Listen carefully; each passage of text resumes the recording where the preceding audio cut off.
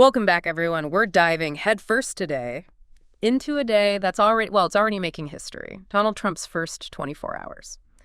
Back in the Oval Office, round 2, his second term. And we've got a whole stack of articles here from USA Today. And they paint a picture of a day so jam-packed. With action, it's almost hard to know where to even begin. Yeah, it's true. It's remarkable just how much he crammed into that single day. So our mission, if you choose to accept it, is to cut through the noise, uncover what really matters, what were the most impactful things he did, what surprised everybody, and what questions are still lingering. After this, well, let's just say eventful day. Sounds like a plan. Okay. And I think a good place to start might be with, well, we can't ignore the elephant in the room. Yeah. That mountain of executive orders that Trump signed almost immediately, effectively hitting undo on a whole bunch of Biden-era policies. Yeah, it's like he came in with a mission to just dismantle everything that came before. Oh, absolutely. Some of the most, I guess, dramatic reversals were things like environmental protections. Right.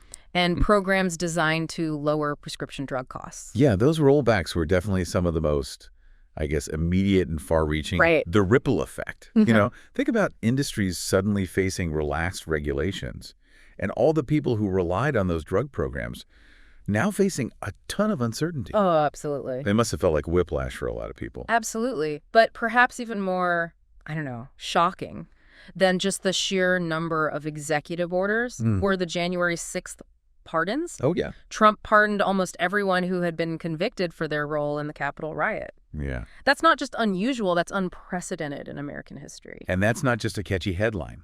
It's unprecedented because it really touches on a very fundamental principle.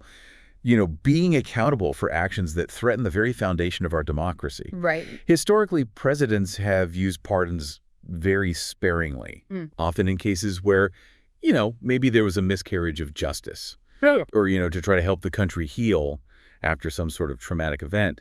But this is different. It really is. And Trump defended the pardons by claiming that those convicted were treated unfairly. He even went as far as to compare their situations to uncharged murders in cities like Philadelphia. But that comparison really doesn't hold up when you look at the facts of the cases. Yeah, it doesn't really track. No. And then there's the whole question of like, well, who actually received these pardons? Yeah. Stewart Rhodes, the leader of the Oath Keepers, walking free. Right. That raises some serious questions about the message that this is sending. It definitely seems to suggest that certain actions, even ones that directly challenge the democratic process, are viewed as, well, acceptable. Forgivable, at the very least. Right, yeah. And that actually brings us to another significant move. It might surprise some people. The shutdown of all diversity, equity, inclusion, and accessibility offices. DEI offices, as they're called, within the entire executive branch. Now, for those who might not be familiar with DEI, it's basically a set of initiatives designed to create a more inclusive and a more equitable workplace, especially for groups that have been, you know, historically marginalized. Right, and shutting these offices down, I mean, it's more than symbolic. Employees are literally being placed on leave with plans to fire them. Wow. And to make matters even more, I don't know, unsettling, there's this memo going around. Oh, yeah. It's practically urging federal workers to report any attempts to disguise DEI work. That sounds like something out of like a dystopian novel or something. It's definitely got a chilling effect, to say the least. Yeah. It discourages any kind of open dialogue about these crucial issues. It creates this atmosphere of fear and suspicion within the entire federal workforce. Right. Not to mention the potential legal ramifications. Yeah. Shutting down these offices outright. That could easily trigger discrimination lawsuits. Yeah. And violate existing labor laws. This is a legal battle just waiting to happen. Okay, let's switch gears for a second, talk about something a little lighter. Okay. Although it's still pretty eyebrow-raising. The TikTok saga. Oh, yeah. Remember when Trump was dead set on banning TikTok? Right. Claiming it was a national security threat? Citing concerns about the app's Chinese ownership and the potential for data harvesting. Right. And now, all of a sudden, he's open to the idea of Elon Musk buying it. It's like a plot twist in a political thriller.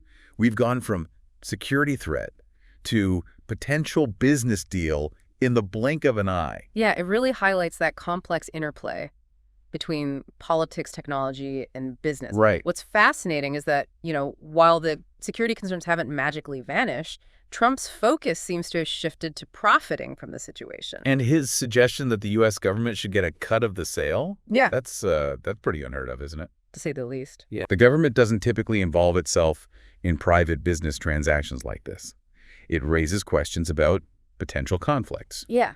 Ethical implications. Right. But this kind of unpredictability seems to be, a hallmark of this administration, wouldn't you say? It certainly does. And we saw that unpredictability play out again with the abrupt revocation of Secret Service protection for John Bolton, Trump's former national security advisor. Yeah, that's highly unusual for a former official of that stature to lose that level of protection. Right. What's interesting here is that, well, it points to a deeper pattern. Remember, Bolton has become a pretty vocal critic of Trump since leaving his administration. So this could be interpreted as a form of retaliation. Against a former ally who dared to speak out. Yeah, it's definitely a possibility. And it raises questions about how this administration deals with dissent. Even from those who were once part of the inner circle. Exactly. Speaking of dealing with dissent, let's talk about the Remain in Mexico policy. Trump reinstated this controversial policy on his very first day back. Now, to be clear, this policy forces asylum seekers to wait in Mexico. Right. Often in dangerous and precarious conditions, while their cases are being processed in the U.S. And that's precisely why human rights groups have been so vocal in their opposition to it. Right. It exposes asylum seekers to all sorts of risks. Violence, exploitation, even death. I mean, these are people fleeing incredibly difficult circumstances. Right. Only to be met with more hardship and uncertainty. It's a harsh reality, and it makes you wonder about the human cost of these policies. We often get so caught up in the legal battles and the political debates that it's easy to forget that there are real people being impacted by these decisions. Absolutely. And it's worth noting that Mexico has, they've indicated that they'll likely comply with this policy. Really? Yeah, which raises even more concerns. Does Mexico have the resources, infrastructure, to adequately care for, potentially a massive influx of asylum seekers? It's a complex situation. Without a doubt. But one thing's for sure, the reinstatement of this policy, it has significant implications for thousands and thousands of asylum seekers. Absolutely. And it really highlights the ongoing challenges. At the U.S.-Mexico border, we've covered a lot of ground already, and it's clear that this first day was anything but business as usual. From executive orders to pardons to policy shifts, Trump set a whirlwind pace, leaving everyone scrambling to keep up. Yeah, it's like he wanted to make a statement right out of the gate. Yeah. Show everyone that he's back. And he's not afraid to shake things up. Exactly. And one of the most significant statements he made, I think, was through that executive order aimed at restricting birthright citizenship. Now, this is where things get really interesting. It goes to the very heart of what it means to be an American citizen. The 14th Amendment to the Constitution guarantees citizenship to anyone born on U.S. soil, regardless of their parents' immigration status. Right, but Trump's executive order argues that this was never meant to apply to children of undocumented immigrants. So he's essentially trying to redefine what the Constitution means through an executive order. That's right. And that's why this is going to be such a major legal battle. Several states have already filed lawsuits challenging the order. And it's almost guaranteed that this is going to end up in front of the Supreme Court. The outcome could have far-reaching consequences for how we define citizenship in this country. It's a bold move. Absolutely. And it highlights a recurring theme throughout this entire first day. What's that? A willingness to challenge established norms and push the boundaries of presidential power. Absolutely. Yeah. And that's what makes this whole, this whole deep dive so fascinating. Right. We're not just looking at a series of events. We're witnessing a clash of ideologies. Yeah. A struggle over the very soul of American democracy. Well said. But we've only just scratched the surface. We have. We'll be back after a quick break to delve even deeper into some of these key events and explore their potential consequences. Sounds good. Stay with us. We're back, and I don't know about you, but I'm still processing everything we just talked about. Trump's first day back, it was like drinking from a fire hose of political news. Yeah, a lot to take in, that's for sure. And honestly, we only focused on, I guess, the most impactful events. Right. There were other notable moments, too, like the Senate Finance Committee approving Scott Bessent as Treasury Secretary. Oh, right. Yeah. Which is pretty historic since he'd be the first openly gay person to hold that position. That's right. And we can't forget Carrie Underwood's performance of America the Beautiful at the inauguration. Okay, yeah. Yeah, there were some technical difficulties, No. a bit of a sound snafu, but she handled it like a true pro, kept singing a cappella. Talk about resilience under pressure. I know, right? Speaking of which, let's circle back to that executive order targeting birthright citizenship for a sec. Okay, yeah. It's a bold move. Yeah. And it's already generating a lot of legal buzz. Yeah, this one feels like it's going to have a ripple effect for years to come. Can you break it down for us a little bit further? Like, what exactly is Trump trying to do, and how is it playing out? Sure. So the 14th Amendment to the Constitution, it clearly states that all persons born in the U.S. are citizens, regardless of their parents' immigration status. That's what we call birthright citizenship. What Trump's executive order tries to do is basically redefine that by specifically excluding children born to undocumented immigrants. He's arguing that the 14th Amendment was never meant to apply in those cases. So he's basically saying the Constitution doesn't mean what it says. Essentially, yes. And that's why this is such a contentious issue. Right. Legal scholars, they pretty much overwhelmingly agree that the 14th Amendment is pretty clear on this matter. But Trump is challenging that interpretation. Right. And it's setting up a major legal battle. Right. Multiple states have already filed lawsuits against this order, arguing that it's, well, unconstitutional. It's very likely that this will eventually reach the Supreme Court. And that decision, it could have a huge impact on how citizenship is defined in the United States. It feels like a defining moment, not just for immigration law, but for like how much power a president can wield when it comes to interpreting the Constitution. Exactly. And it's a debate that's really intertwined with, deep-rooted anxieties about national identity. Who belongs in America? Okay, let's shift gears for a moment and talk about the Remain in Mexico policy. Okay. Another controversial decision that Trump brought back on his first day. This policy requires asylum seekers to wait in Mexico while their cases are processed in U.S. courts, which, can take months, even years. Right. This leaves vulnerable people, often families fleeing dangerous situations, stranded in these oftentimes very dangerous border towns. And that's exactly why human rights groups have been so vocal in their opposition to this policy. Yeah. They argue that it exposes asylum seekers to all kinds of risks, increased risks of violence, exploitation, right, even death. These are people who are already fleeing incredibly difficult circumstances, right, only to be met with more hardship and uncertainty. It's a harsh reality, and it makes you wonder about, the human cost of these policies. Yeah. We often get caught up in the legal and political debates, but it's important to remember that, that real people are being impacted by these decisions. Absolutely. And it's worth noting that Mexico has indicated they'll likely comply with the policy. Oh, wow. Which raises even more concerns. Right. Does Mexico have the resources, the infrastructure to adequately care for, potentially a massive influx of asylum seekers? Will they be able to ensure their safety, protect their rights? Right. These are questions that need to be addressed, urgently. Okay. One more topic I want to revisit before we move on. Okay. The shutdown of all those DEI offices. Oh, yeah. Within the executive branch. It feels like such a deliberate attempts to roll back progress on diversity and inclusion. It's definitely a significant shift in direction. Remember, those offices were created to address, systemic inequalities within the federal workforce. Right. To make sure that everyone has an equal opportunity to succeed, regardless of their race, gender, ethnicity, disability status, you name it.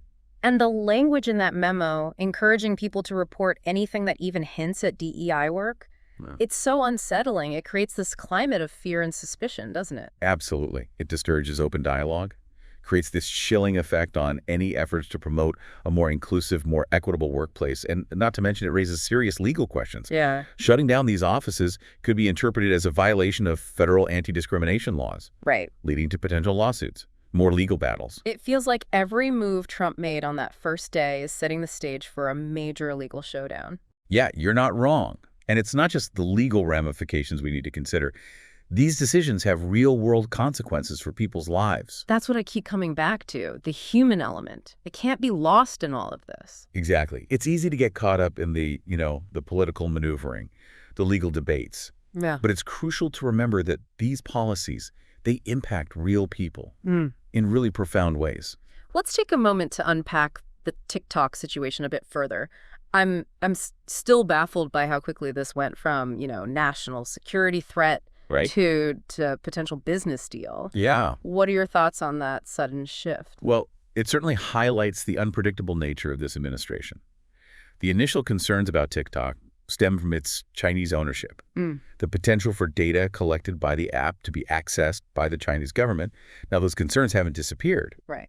but the focus seems to have shifted to, how to profit from the situation. It's like they're saying, okay, if we can't ban it, let's at least make some money off of it. That's a rather cynical interpretation. Yeah. But I can see how one might arrive at that conclusion. Right. And then there's the added wrinkle of Trump suggesting that the U.S. government should get a cut of any sale. That's highly unconventional, to say the least. It really is. It kind of blurs the lines between government and private enterprise in a way that feels, well, a little unsettling. Right. Raises questions about potential conflicts of interest, Yeah. whether the government is overstepping its bounds. But again, this seems to be par for the course with this administration. Right. They're not afraid to, challenge norms, push boundaries. And that's what makes this deep dive so compelling, isn't it? We're not just looking at a series of isolated events. We're witnessing a clash of ideologies, a battle over the very soul of American democracy. You put it very well. It's a story that's still unfolding, Right. and it's one that we can't afford to ignore. All right. I think we've done a great job of unpacking the major events of Trump's first day back. We've explored the legal ramifications, the potential consequences, and the human impact of these decisions. But we still need to talk about what all of this means for the future. Right. What does this first day tell us about what we can expect from the next 4 years? That's the million-dollar question, isn't it? Yeah. And it's one that we'll be grappling with in the weeks, months, years to come. But I think it's safe to say that this first day has set a tone, Yeah. a direction that suggests a second term that could be, well, even more turbulent than the first. That's a sobering thought, and one that I think we all need to sit with for a moment. We've covered a lot of ground today, Yeah, we have. and it's a lot to process. But it's crucial that we stay informed, that we engage in these difficult conversations, and that we hold our leaders accountable. Couldn't agree more. Okay, I think that's a good place to wrap things up for today. What do you think? Yeah, sounds good. All right, We've covered a lot of ground. we have. And as always, we want to thank you, the listeners, for joining us on this deep dive. Yes, thank you. It's been an enlightening and thought-provoking conversation. It has. And we'll be back next week with another deep dive into a topic that's shaping our world. Until then, stay curious, stay engaged, and keep those critical thinking caps on. It's interesting. As we've been going through all of this, all these events from Trump's first day back, I keep thinking about the historical context, This isn't just another day in the news cycle. This is a moment that's going to be, analyzed and debated for, generations to come. Oh, you're absolutely right. It really captures, I think, the essence of where we are right now in American history. A time of deep division, political polarization, this feeling that, the very foundations of our democracy are being tested. Yeah. And what makes it even more, fascinating and maybe even more unsettling is that it's happening during his second term. Right. He's already been through an impeachment trial, faced countless controversies, and yet he seems even more emboldened now than he was during his first term. It's as if he's operating with this, sense of urgency, this determination to get his agenda done without hesitation, without restraint. And we see that reflected in, just the sheer volume and scope of everything he did on that first day. Yeah. It's like he's trying to make up for lost time. Yeah. Push through as much as possible before, any roadblocks or challenges pop up. Exactly. And that kind of brings us back to that question we posed earlier. What does this first day tell us about what we can expect for the next 4 years? Well, if this first day is any indication, I think we can expect a presidency that's going to be, marked by these bold moves, controversial decisions, and a real willingness to, challenge those established norms and conventions. Yeah, a presidency likely to be marked by constant legal battles, political clashes, a deepening of the divides that already exist within American society. What about the global implications? Oh, that's a good point. The world is watching. And I imagine many are wondering, well, what does this mean for America's role on the international stage? That's crucial. America's global standing is already kind of taken a hit in recent years. And actions like these, they're probably just going to erode trust and confidence even further. It feels like we're at a turning point. Yeah. A moment of reckoning, maybe, where we as a country have to decide what kind of country we want to be. And that's a conversation that we all need to be part of. This isn't just about politics. It's about values. It's about principles, the future of our democracy. I think you've given our listeners a lot to think about. And maybe even more importantly, a lot to discuss with their friends, their families, their communities. This isn't about just, watching from the sidelines. It's about active participation in shaping the future of our nation. I couldn't agree more. Staying informed, engaging in thoughtful dialogue, holding our leaders accountable. These things are crucial now, more than ever before. Well said. And to our listeners, I want to encourage you to delve deeper into these topics. Research the executive orders. Follow the legal challenges. Stay engaged with the ongoing debates. This is a story that's far from over. Your understanding and your participation are essential. Remember, knowledge is power. The more informed we are, the better equipped we'll be to navigate these turbulent times and contribute to a more just and equitable future. That's a perfect note to end on. Thank you so much for joining us on this deep dive. It's been a really enlightening conversation, and honestly, a very thought-provoking one as well. It's been a pleasure. And to all of you listening out there, thank you for tuning in. We'll be back next week with another deep dive into a topic that's shaping our world. Until then, stay curious, stay engaged, and keep those critical thinking caps on.